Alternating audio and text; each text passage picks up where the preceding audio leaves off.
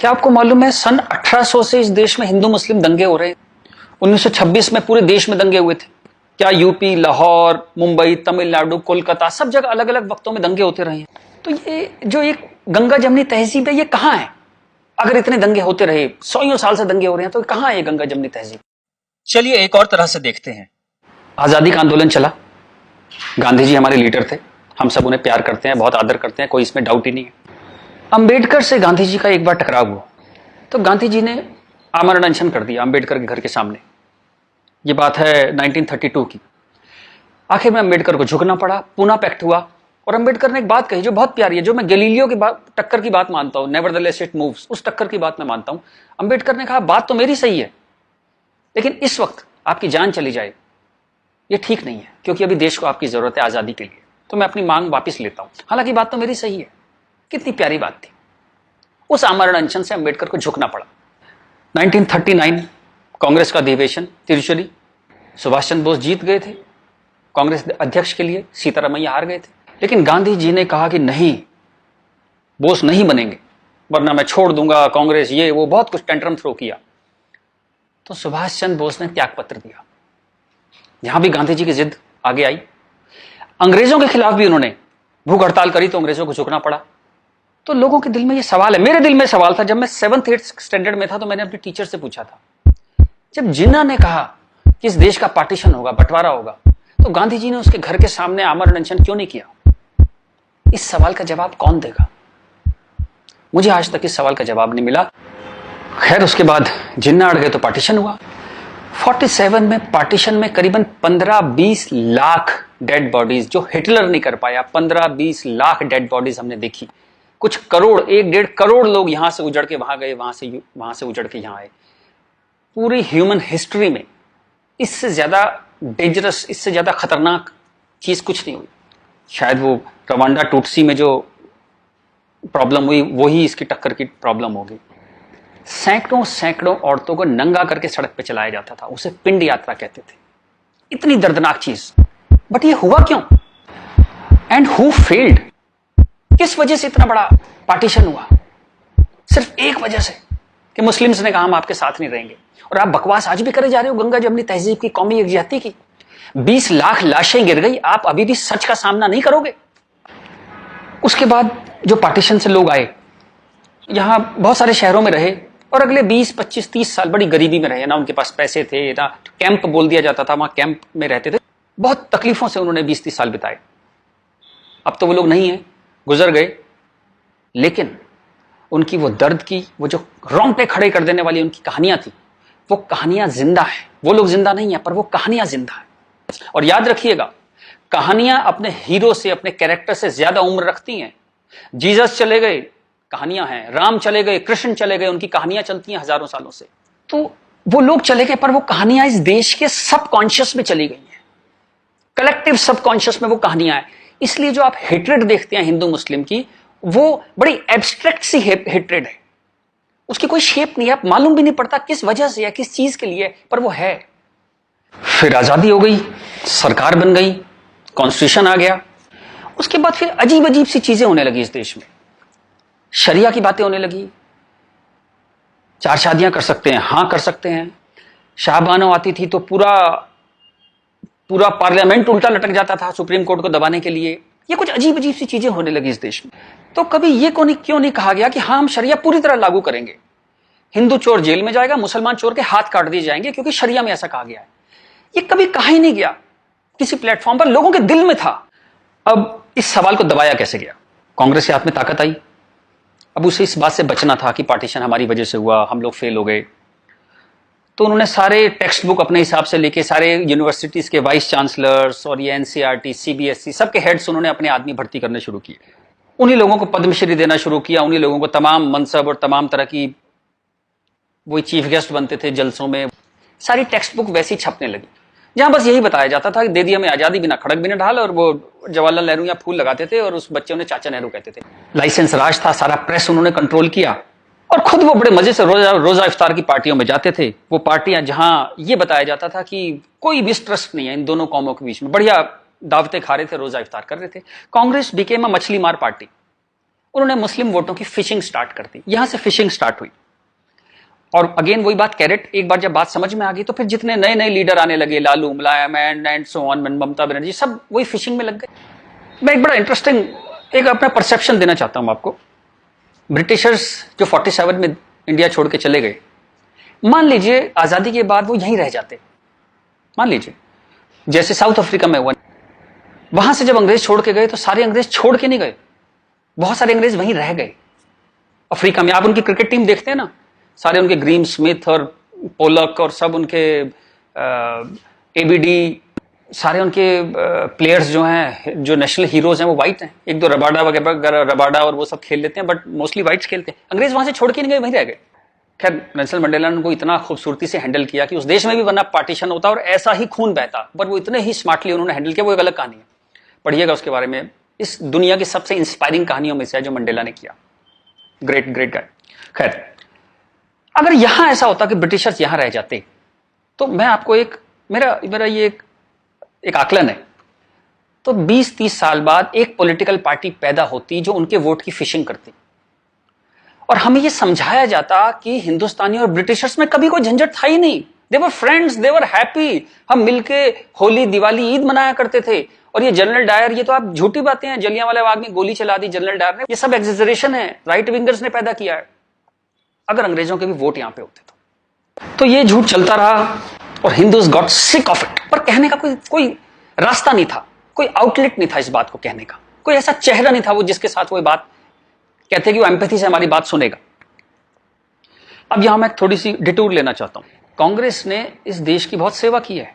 अगर इतनी modern outlook के नेहरू जी ना होते तो देश यहां तक ना पहुंचता। उतनी भयंकर गरीबी में जब दंगे भी थे, वॉर भी थे, नेहरू जी ने इसरो के बारे में सोचा, एटॉमिक पावर के बारे में सोचा, आईआईटीज के बारे में सोचा। ग्रेट गाय, जो उनकी अच्छाइयां वो अच्छाइयां हैं, बट इसी के साथ जो गलतियां भी उन्होंने बहुत बड़ी करी। एक इतनी बड़ी चीज को, एलिफेंट इन द रूम जिसको बोलते हैं, डायनासोर आपके सामने खड़ा था, आप उसे एड्रेस, उसका सॉल्यूशन नहीं निकाल पाए, कम से कम हाँ तो कहते डायनासोर खड़ा है। और झूठ ऐसे ऐसे चलाए, जैसे कश्मीर के बारे में झूठ चलाया। 370 का तो कुछ हो नहीं सकता भाई, महाराजा हरि सिंह ने यही शर्त पे विलय किया था कश्मीर का, क्योंकि 370 उन्होंने तब किया, तो कुछ हो ही नहीं सकता इसका। अब पता लगा ये झूठ है, महाराजा हरि सिंह ने ऐसा कुछ साइन ही नहीं किया था। ये तो दलाल टाइप के लोगों ने 1.5 साल बाद, 1.25 साल बाद लाए 370, और अंबेडकर ने साफ साफ मना किया कि नहीं है ये 370 नहीं लगाऊंगा, इतनी खराब है ये, फिर भी लगा दिया आपने, जबरदस्ती ठोक दिया आपने। अब मैं अपनी बात पे वापस आता हूं कि नरेंद्र मोदी कोई आदमी है ही नहीं, ये वो खूंटी है जिस पे पूरे देश ने अपना ये जो बरसों का गुस्सा है, 50 साल का नहीं, 150-200 सालों का गुस्सा टांगना शुरू कर दिया उस खूंटी पे। डिस्कशंस स्टार्टेड हैपनिंग, गुस्से को एक जगह मिली, एंगर फाउंड अ वेंट। चलिए एक और बात करते हैं। मेरा मानना है कि हम लोग एक एहसान फरामोश कौम है। जी बिल्कुल ठीक सुना आपने, हम एहसान फरामोश लोग हैं। गुरु अर्जुन देव, गुरु तेग बहादुर, बंदा बहादुर, भाई मती दास, हकीकत राय, गुरु गोविंद सिंह, आपने नाम सुने, सिख गुरुज, उनके साथी। जब हिंदू कौम इस्लामिक रूलर से बहुत परेशान थी, फोर्स कन्वर्जन हो रहे थे, बहुत जुल्म हो रहे थे, जजिया वजिया बहुत चीजें थी, तो इन्होंने हिंदुओं को बचाने के लिए ये सब कुर्बानियां दी। किस गुरु को जिंदा जला दिया गया, किसको गर्म तवे पे भून दिया, बात समझ रहे हैं आप, जैसे सब्जी बनाते हैं आप, गर्म तवे पे जिंदा भून दिया, किसको आरे में से बीच में से काट दिया, किसको रुई से बांध के जला दिया, किसके बच्चों को दीवार में चिनवा दिया, किसके बच्चों के दिल निकाल के बाप के मुंह में ठूस दिए। ये सब कहानियां हमने पढ़ी, इनकी कविताएं हम स्टेज पे गाया करते थे जब हम छोटे थे। हकीकत हूं, हकीकत को हकीकत जब बताऊंगा, हूं एक लाखों को हकीकत मैं बनाऊंगा। इस सारे जुल्म को सहकर हिंदुओं में से एक वॉरियर कौम पैदा हुई, खालसा। पर आजादी के बाद टेक्स्ट बुक, कांग्रेसियां टेक्स्ट बुक थी सारी, इरफान हबीब, रोमिला थापर, इन सब ने हमें हिस्ट्री पढ़ानी शुरू करी, और ये कहा गया कि भाई हम बड़े सेकुलर हैं, सेकुलर रहो और प्रोग्रेसिव बातें करो। अगर आपने ये सब बातें करी तो बड़े आप कम्युनल कहलाओगे। तो हम बड़े कंफ्यूज से हो गए कि क्या करें, तो कुछ समझ नहीं आया, तो हमने सिखों पे जोक बनाने शुरू कर दिए। कल्पना कीजिए, हिंदुओं में से उठी हुई एक कौम जिसने इतने बलिदान दिए, आज हम उसके ऊपर चुटकुले बनाते हैं, बजाय उस कौम को सिर पे बिठाने के हम उस पर चुटकुले बनाने लगे। चलिए, ये वक्त भी देखा इस देश ने। यहां से प्रॉब्लम शुरू हुई। जिन जिन मुस्लिम रूलर्स के हाथों, जिससे पूरे लंबे वक्त में वो जो हमने तकलीफें सही, जैसे ब्रिटिशर्स के हाथों सही, ब्रिटिशर्स चले गए, उन मुस्लिम लोगों के हाथों जो हमने इतनी तकलीफें सही, उनको आजादी के बाद हम कुछ एड्रेस ही नहीं कर पाए और कंफ्यूज हो गए कि ये सब जुल्म हुए भी थे या नहीं थे। ये गुरुओं ने जो इतनी बलिदान दिए थे, जो इतने सैकड़ों सालों से ये जो गुरुद्वारे बने हुए हैं, ये सच्चे हैं कि नहीं है, या ये मोदी ने बना दिए जाके चुप चुप के 200-300 साल पहले मोदी ने बना दिए। अंदर ही अंदर एक कैंसर है, इस गुस्से का एक कैंसर है जो इस देश को खाए जा रहा था कई सौ साल से। वो कैंसर पार्टीशन में दिखाई दिया, आपके 2 हाथ काटने पड़े, एक भारत एक पाकिस्तान बन गया, एक बांग्लादेश बन गया, 2 हाथ कट गए आपके अंदर इतना बड़ा कैंसर था। लेकिन आप क्या करते हैं, आप लिपस्टिक लगाते हैं, पाउडर लिपस्टिक लगा के आप कहते हैं भाई everything is well, all is well. चलिए इस प्रॉब्लम को एक और तरह से देखते हैं। तो ये भारत पाकिस्तान बांग्लादेश तीनों को मिला दें तो करीबन 50 करोड़ मुस्लिम लोग हैं यहाँ पे रहते हैं। ये कहां से आए? इतने मुस्लिम तो अरब में भी नहीं है, मिडिल ईस्ट में इतने मुस्लिम नहीं है। इस देश में पारसी भी आए, बुद्ध हैं, राजपूत हैं, सिख हैं, बहुत कौमें हैं, ये क्यों नहीं हो गए 50 करोड़? इस क्वेश्चन का क्या आंसर है? फिर एक दलाल टाइप के जो लोग हैं उन्होंने एक नया नैरेटिव स्टार्ट किया। ये पिछले 25-30 साल से ज्यादा जोर पकड़ा इस नैरेटिव ने, 20-25 साल से, कि ये प्यार से कन्वर्ट हो गए, ये हिंदू ही थे, प्यार से कन्वर्ट हो गए। वेरी गुड, वाह। ये कहा गया सूफी संत आते थे, दरवेश फकीर वकीर आते थे और लोग प्यार से कन्वर्ट हो गए। मैं आपको एक एग्जांपल देता हूं। जैसे हमारा एक बहुत बड़ा देश था, ऐसे एक बहुत बड़ा देश था पर्शिया, वहां पारसी रहते थे और वो कलाओं में, ट्रेड में, एजुकेशन में बहुत ऊपर देश था, उसकी वो पूरी सिविलाइजेशन बहुत हाई पे थी। ये मिडिल एजेस की बात है, मुस्लिम्स का अटैक हुआ, करीबन 25-30 साल में एक भी पारसी जिंदा नहीं बचा, सारे देश छोड़ के भाग गए, मर गए, लूट हत्या बलात्कार, और 25-30 साल में एक नया इस्लामिक मुल्क बन गया। बाद में जिस मुल्क का नाम पड़ा ईरान। सारे पर्शियंस कहां गए? कुछ भाग के तो हिंदुस्तान भी आ गए थे। वो प्यार से कन्वर्ट हो गए। ऐसा प्यार इस दुनिया ने कई बार देखा है, अफ्रीका में, एशिया में, ऐसा प्यार 25-30 कंट्रीज ने बर्दाश्त किया है और वो 25-30 कंट्री टोटल इस्लामिक बन गए। और लेटेस्ट कश्मीर, जब वहां से 3 लाख 4 लाख हिंदू भगाए गए तो वो प्यार से भागे वहां से और पूरा कश्मीर इस्लामिक हो गया। Make no mistake, it's a caliphate. जो बगदादी करता है खलीफा जो अपना साम्राज्य बनाता है जहां सिर्फ मुस्लिम होते हैं और अगर गैर मुस्लिम है तो उन्हें डिम्मी बन के रहना पड़ेगा, खत्म होकर रहना पड़ेगा, वो कैलिफेट है इस्लाम की। इस वक्त कश्मीर में, हिंदुस्तान में कैलिफेट है। 1921 में मालाबार में दंगा हुआ था, वहां भी कैलिफेट बनाने की कोशिश की गई थी। कुछ 50,000 या 1 लाख हिंदुओं को बाहर निकाल दिया था वहां से, फोर्स्ड कन्वर्जन किया था, तो तब नहीं बना पाए। लेकिन आज कश्मीर में कैलिफेट है, ध्यान रखिएगा। ये आपकी गुलदस्ता और कश्मीरियत, जमहूरियत, इंसानियत सबके बीच में एक कैलिफेट बन गई। लेकिन आप कहते हैं कुछ हुआ ही नहीं है। और जब ये 3-4 लाख हिंदू वहां से भगाए गए 1 महीने के अंदर, तब कॉन्स्टिट्यूशन सो रहा था, इंटेलेक्चुअल सेमिनार कर रहे थे, गंगा जमनी तहजीब पे सेमिनार कर रहे थे और इस तरह की तमाम रोजा इफ्तार की दावतें चल रही थी। Happy, everybody was happy. और जो पूरी तरह इस्लामिक नहीं बना, उसके टुकड़े हुए, जैसे हिंदुस्तान के टुकड़े हुए, सूडान के टुकड़े हुए, और आपकी और हमारी जिंदगी में, हमारे लाइफ टाइम में स्वीडन के टुकड़े होंगे। आज से 15-20 साल के अंदर स्वीडन टूट जाएगा। ये एक प्रोसेस है जो पूरी दुनिया में चल रहा है। आप या तो बहुत भोले हैं, देखते ही नहीं, या आप इतने मूर्ख हैं कि दुनिया में क्या हो रहा है आपने कभी देखा ही नहीं, या आप झूठे हैं, या आप दलाल हैं। अगर आप इस पूरे प्रोसेस को मना करते हैं कि नहीं नहीं ऐसा कुछ नहीं था, यहां तो बड़ी गंगा जमनी तहजीब थी, आप इन सब में से एक है, या हो सकता है सब कुछ हो। चलिए मैं आपके साथ एक एक्सरसाइज करता हूं। आपके एक दादा होंगे, एक दादा परिवार है, दादा, चाचा, ताऊ, बुआ, फूफा, उधर के उनके बच्चे, सब एक पूरी फैमिली ट्री वो है, एक नाना की तरफ से है, तो एक आदमी करीबन ऐसे 10-15 परिवार उसके आसपास होते हैं। इसके बाद आप कॉलेज, आपका कॉलेज, स्कूल कॉलेज, जहां 50-100 स्टूडेंट हैं, जिसमें कुछ दोस्त हैं जो आपके साथ ट्रेवल करते हैं जिंदगी भर। फिर आपका मोहल्ला, आपकी कॉलोनी, वहां भी आप 10-20 परिवारों को जानते हैं। यूं कहें एक आदमी मोटा मोटा 700-800 1000 लोगों की खबर उसको होती है, डायरेक्ट खबर, चाहे मिले ना कि कोई बहुत दूर रहता है, लेकिन हाँ पता लगता है उसकी शादी हो गई, उसके बच्चा हो गया, डेथ हो गई, कुछ बहुत अच्छा हो गया, बहुत बुरा हो गया, खबर आ जाती है कहीं ना कहीं से। अब मैं आपसे एक्सरसाइज करता हूं, पिछले 20, 30, 50 साल में ये इन 1000 लोगों में से कितने लोग मुस्लिम बने, कितने लोग कन्वर्ट हुए? आंसर मिलेगा 0। क्या हुआ? सारे सूफी, दरवेश, फकीर रिटायर हो गए, आईपीएल देखने चले गए, इस्लाम की कशिश खत्म हो गई। दोस्त, जब तक गर्दन पे तलवार ना हो ना, कोई कन्वर्जन नहीं होता, या बहुत सारे पैसे ना हो, कोई कन्वर्जन नहीं होता। उसके बाद पार्लियामेंट पे अटैक हुआ, इस देश की पार्लियामेंट पे अटैक हुआ, और उसमें शामिल अफजल गुरु, उसके सम्मान में, उसके समर्थन में लोग खड़े हैं, हजारों हजारों लोग मुसलमान खड़े हैं, और हमने तब भी कुछ नहीं कहा। इस देश में हाहाकार नहीं हुआ। मुंबई में कुछ साल पहले आजाद मैदान में एक रैली हुई, किस लिए हुई? रोहिंग्याओं के समर्थन में। आपका क्या लेने देना है रोहिंग्याओं के समर्थन में? और रैली के आखिर में क्या हुआ? जो शहीदों के लिए स्मारक बना है, फौजियों के लिए, शहीदों के लिए जो स्मारक बना है, उसको जूते मार मार के तोड़ दिया। इतनी नफरत आपके मन में इस देश के लिए, और कोई कुछ कहता ही नहीं, कोई कुछ कह ही नहीं पा रहा था। ये चल रहा था इस देश में।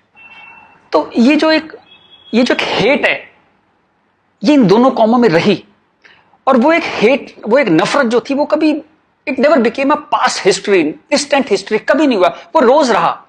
कभी वो अफजल गुरु के रूप में आ गई, कभी वो क्रिकेट मैच के रूप में आ गई, कभी कश्मीर, कभी आजाद मैदान, वो हमेशा कभी ना कभी उसके न्यू एडिशंस आते रहते थे। एक और एक्सरसाइज करते हैं। आप मोटरसाइकिल चलाते हैं, कार चलाते हैं, साइकिल, स्कूटर कुछ चलाते होंगे। जब भी आप सड़क में जाते हैं तो थोड़ा संभल के चलते हैं। लेकिन आपके शहर के जो मुस्लिम एरिया है, जब उसमें आप जाते हैं तो कुछ एक्स्ट्रा संभल के चलते हैं कि नहीं? एक्स्ट्रा संभल के, कि अगर यहां लग गई तो एक्स्ट्रा पिटाई होगी। वो जो फियर है आपके अंदर, वो जो डर है, वो कमाल की चीज है, जिसको देश कहता है नहीं, एक सिस्टम कहता है नहीं, लेकिन आपके अंदर है, करोड़ों लोगों के अंदर है, 100 करोड़ लोगों के अंदर है वो डर। और एक आखिरी एक्सरसाइज, जब भी आपको कोई ज्ञान बांटता हुआ आदमी मिले, सेकुलर मिले, इंटेलेक्चुअल मिले, गंगा जमनी तहजीब वाला आदमी मिले, सब बराबर हैं, सब धर्म है, तो उसको कहिएगा चलिए एक पेज पे लिखते हैं, गीता, बाइबल, कुरान सब एक जैसे हैं, जीसस, राम, कृष्ण, पैगंबर मोहम्मद सब एक जैसे हैं, ना कोई छोटा ना कोई बड़ा, सब प्यारे इंसान है, सब बढ़िया हैं, सब बराबर हैं। एक पेज पे लिख के उसे बोली जरा 2-4 मुस्लिम से साइन करा के ला। ऐसी ची की आवाज आएगी उस इंटेलेक्चुअल की, आपके पास जिंदगी में दोबारा नहीं आएगा। वो एक मुसलमान के साइन नहीं करा सकता इस बात पे। ये सारा ड्रामा हमारे लिए है। ये तो जहां से मैंने बात शुरू करी थी कि ये जो गुस्सा है, ये कई 100 साल का गुस्सा है, जिसको वेंट नहीं मिला, कभी निकलने की जगह नहीं मिली। और ये जो बार बार दंगे होते हैं ना, ये उसकी EMI है। And coming back to the point, Modi कोई आदमी है ही नहीं। मोदी वो मौका है, और वो गारंटी है कि इस बार जब शाहबानो पार्लियामेंट में आएगी, कि हलाला हो गया, कि 4 विवाह हो गया, कुछ हो गया, इस बार पार्लियामेंट ब्लैकमेल नहीं होगी। वो एक शख्स नहीं है, वो एक इमोशनल बाम है, एक इमोशनल मलहम है, जिसकी इस देश को कई 100 साल से जरूरत थी। और अगर आप सोचते हैं कि एक आदमी क्या कर सकता है, तो दोस्त, कैसे आकाश में सुराख नहीं हो सकता, एक पत्थर तो तबीयत से उछालो यारों।